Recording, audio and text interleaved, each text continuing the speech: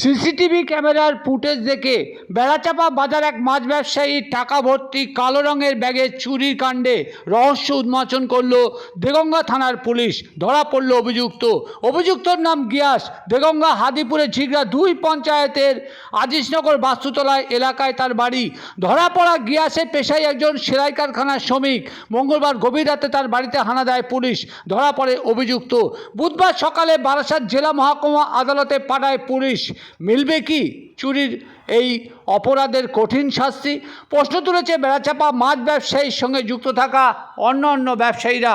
দেখুন ধরা পড়া সেই গিয়াস, যাকে বারাসাত জেলা মহকুমা আদালতে নিয়ে যাওয়া হচ্ছে পুলিশের পিজন ভ্যানে।